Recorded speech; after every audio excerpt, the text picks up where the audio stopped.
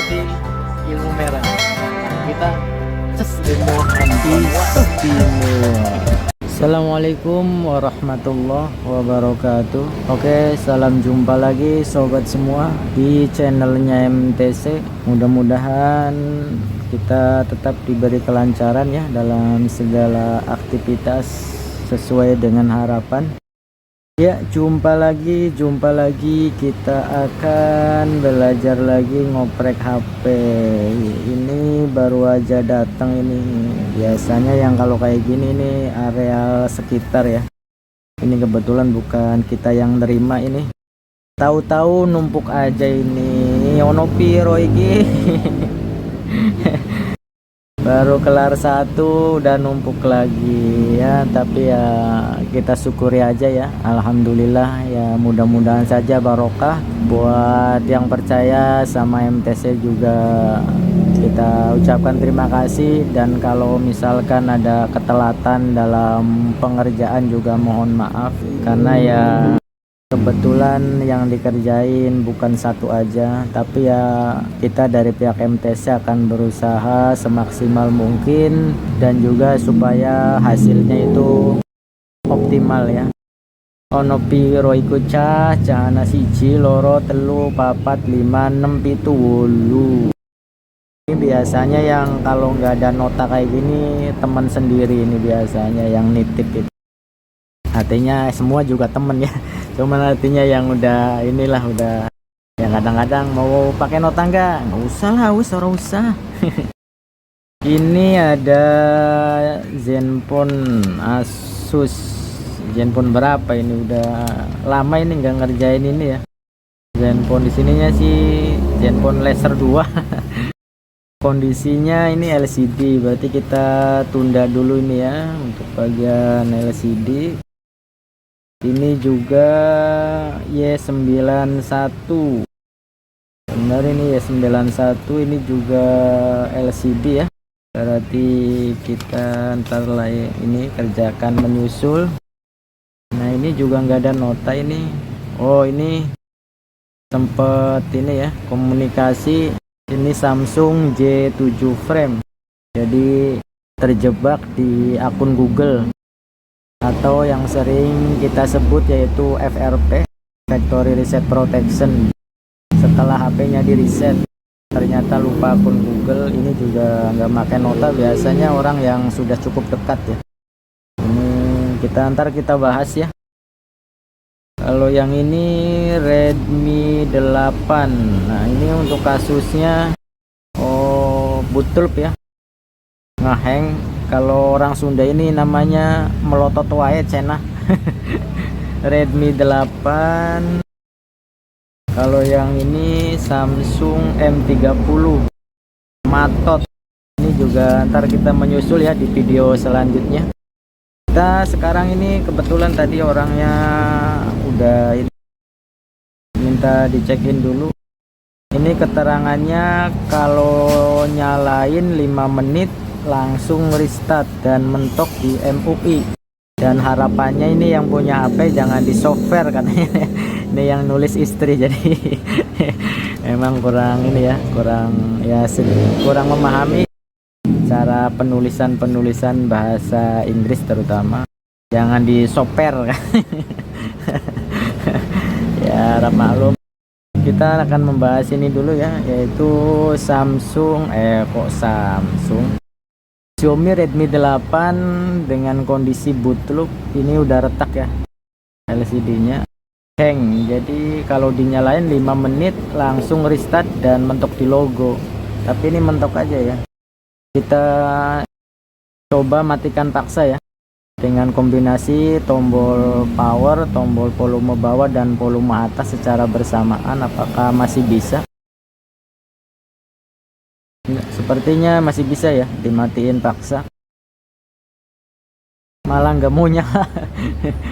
Kita coba nyalakan, malah mati ini sobat. Malah istit ini handphonenya, malah almarhum, malah nggak mau ngangkat. Kita coba cek ini konsumsi arus dulu ya. Kita coba cek konsumsi arusnya dengan USB cas. Ini buat sobat-sobat yang ini ya, terutama buat teknisi pemula kayak kita-kitaan, ini cukup membantu ya. Ya ada yang namanya USB cas. Kalau ini tulisannya, kalau kita pakainya yang tulisan USB cas merek Sansen, produk dari Skematik. Tapi ada juga yang tulisannya itu USB Smart ya. Makanya saya juga kadang sering kesasar ngomongnya USB Smart. Ya kesimpulannya ini cukup membantu ya, kita yang suka ngoprek handphone. Ini handphonenya tadi ada logo Mi, kita matikan paksa, ternyata malah nggak mau nyala sama sekali. Kita akan coba ini cek kalau kita cas dengan USB cas ini apakah ada ini ya. Oh nggak respon ya, ini nggak respon sama sekali. Ini ternyata nggak respon sama sekali nih sobat ya, handphonenya. Ini dinyalain juga nggak mau. Ini kita coba cek dulu ya di komputer, apakah dalam kondisi mati seperti ini itu terjebak di mode Qualcomm 9008 atau tidak ya. Jadi saya pindah dulu karena kebetulan komputernya agak jauh nih, 2 meteran. Ternyata kita cek di komputer juga ini ya, tidak respon, artinya tidak connect sama sekali. Ini udah renggang ini. Seperti kena panas ini. Jadi alhasil ini handphonenya di komputer juga tidak ini ya, tidak terjebak di mode Qualcomm 9008. Kan ada ya kadang handphone yang posisinya mati, tapi di saat kita tes di komputer itu ya langsung connect ya, atau langsung terbaca di mode Qualcomm 9008. Tapi untuk kali ini kasusnya ternyata nggak ada respon dan mati total ini ya. Sekalipun tadi di awal ada logo Mi-nya ya, tapi yang jelas ini di komputer maupun di USB cas ternyata tidak ada respon sama sekali ini. Kita coba bongkar, ini kondisinya udah ini ya. Wah, ada yang seperti ganjel ini ya. Sepertinya udah ada upaya diapain gitu. Ya biar tidak penasaran, kita akan coba buka dulu ini ya. Tapi ini sepertinya kalau kondisi seperti ini seperti kepanasan ya, meleleh kepanasan kayak gitu.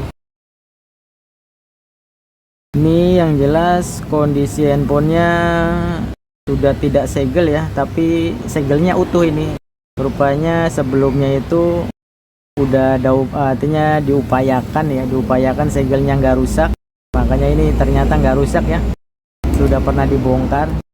Ini saya suka ini gayanya, ini gaya seperti ini. Artinya untuk apa namanya, segelnya kalau masih bisa diakalin supaya tidak rusak ya diakalin. Hanya saja ini rupanya tidak ini ya, apa namanya, tidak ditempatkan lagi di bagian bautnya. Kan biasanya kalau diakalin supaya segelnya nggak rusak, kemudian di saat dirapikan kan dipasang lagi di bagian baut itu. Kalau dari tampilan atas sepertinya masih rapi ya kondisi mesinnya. Kita coba cek bagian bawahnya. Wow, ini sepertinya ini ya, ada korosi nih. Wow, ternyata benar ini ya. Ini untuk soket LCD ini sepertinya pernah kena air ya, ini ada korosi. Kita coba cek bagian bawahnya apakah masih utuh juga. Ya kalau dari ciri-ciri ini double tip ini kamera sepertinya belum dibongkar ya. Kalau dari fisik sekilas ini masih rapi ya untuk mesinnya.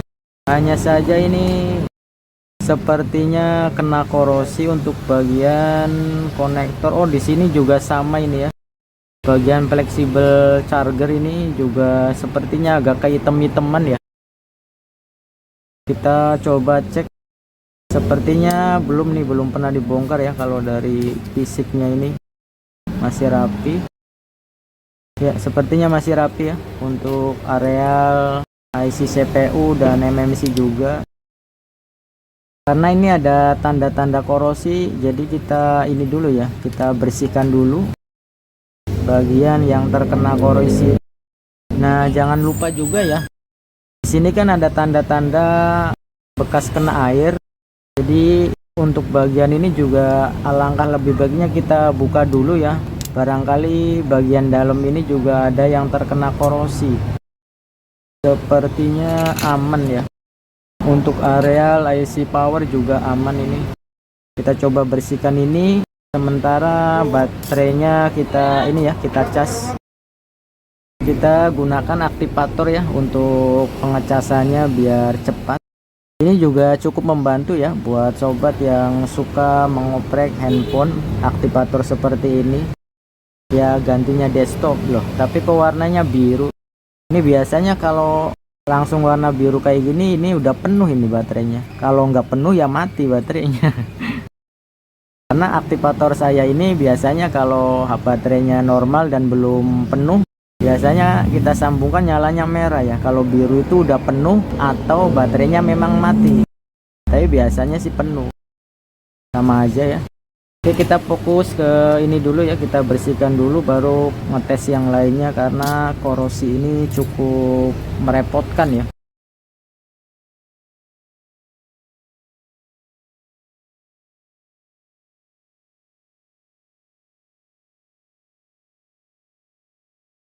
Ternyata banyak juga ini yang kena korosi ini. Ini areal sini juga banyak korosi ini komponennya.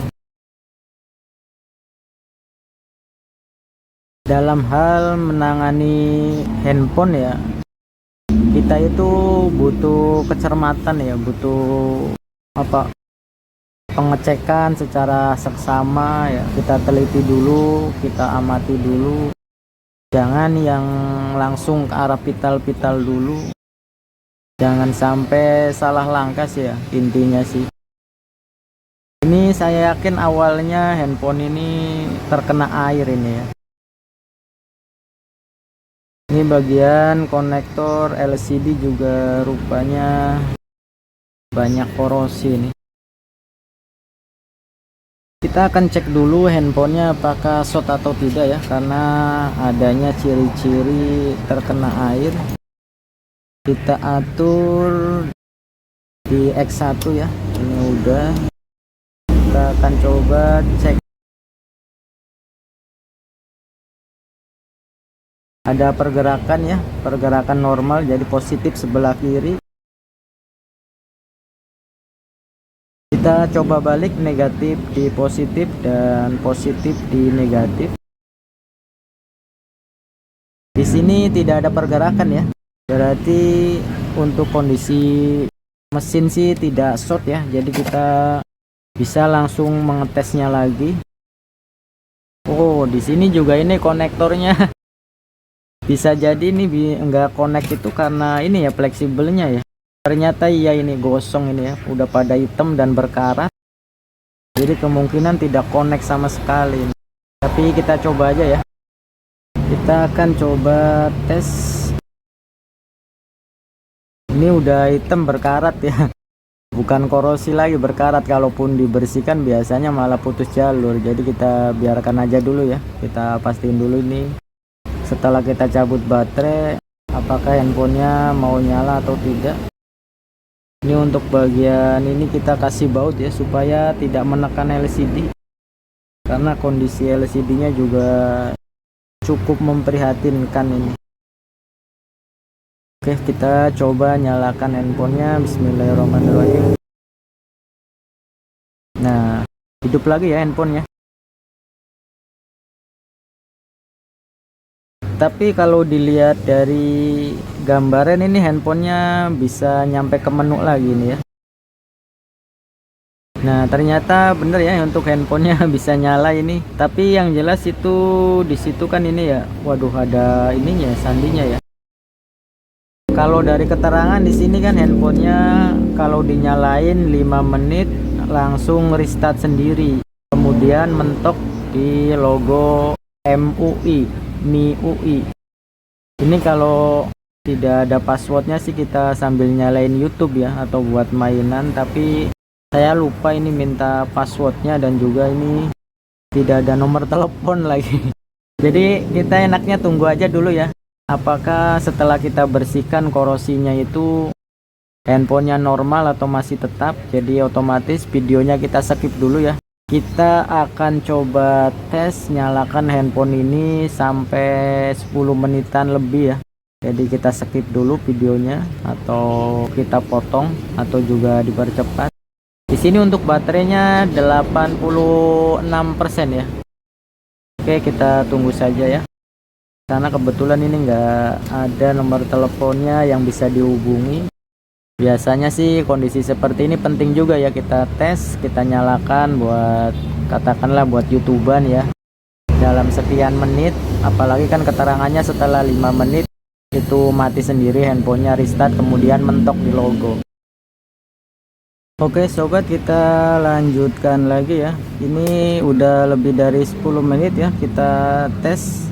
Tapi sayang ini kita tesnya didiamkan aja dan sepertinya normal ya ini. Kan kalau dari keterangan user itu dinyalain setelah 5 menit itu kan mati ya. Tapi setelah kita bersihkan korosinya ini masih tetap nyala ya, walaupun sudah 10 menit lebih nih. Hanya saja ini karena ada polanya dan tidak ada nomor telepon yang buat konfirmasi, jadi ya kita tidak bisa mengetes apakah itu buat buka YouTube atau gimana ya. Tapi yang jelas ini setelah kita lakukan pembersihan korosi-korosi, ini handphonenya bisa hidup lebih dari 10 menit. Yang awalnya keterangan dari pemilik itu kalau dinyalain setelah 5 menit mati lagi. Berarti kemungkinan ini karena korosi tadi ya. Oh ya, satu lagi ya tadi ya. Di sini kan waktu awal itu dicas itu tidak ada respon ya. Kita coba ya dalam kondisi hidup seperti ini dan sudah kita bersihkan. Tapi memang untuk bagian sini tidak kita bersihkan ya, karena dia bentuknya udah mengkarat ya. Kalau dibersihkan itu ya otomatis biasanya karat seperti itu malah putus jalur ya. Paling ntar ke user kita akan konfirmasi apakah mau diganti atau tidak ya untuk bagian fleksibel chargernya ini, karena udah warnanya aja udah hitam ya. Kita coba cas ini apakah ada respon. Nah di sini ada respon ya. Dan responnya juga cukup bagus ya. Untuk konsumsi arusnya 1,8 ampere, ini udah stabil ya. Berarti kemungkinan besar boot loopnya ini ya mungkin terganggu karena korosi tadi ya. Baik itu di bagian soket LCD ataupun tadi di bagian IC WiFi ya di atas. Itu kan banyak korosi itu. Ya mudah-mudahan ini aja ya. Dan ini juga setelah kita bersihkan pengecasannya juga normal. Berarti fix ini ya, handphone ternyata boot loopnya itu terkena imbas daripada korosi. Ya sambil menunggu yang empuknya, jadi kita tidak rapikan dulu ya sambil dicas. Tapi ya alhamdulillah ini handphonenya masih tetap hidup lebih dari 5 menit. Nah itulah ya sobat ya, makanya kita kalau mendapati kasus-kasus handphone ya jangan ke arah yang vital-vital dulu ya. Terlebih lagi user itu misalkan membutuhkan datanya yang penting ya, karena di sini juga harapannya user itu jangan di software itu kan, maksudnya saya yakin itu kan karena mungkin ada data yang penting ya, paling tidak kita konfirmasi dulu ya. Dan alhamdulillah ini ya karena tidak di reset ya otomatis data aman ya. Oke, untuk pembahasan Redmi 8 sepertinya sudah selesai ya, tapi kita rapikannya ntar aja dulu ya sambil mengetes. Terima kasih atas doa dan supportnya. Salam sukses, salam sejahtera dan istimewa. Semoga kita selalu barokah dalam mencari nafkah. Wassalamualaikum warahmatullahi wabarakatuh.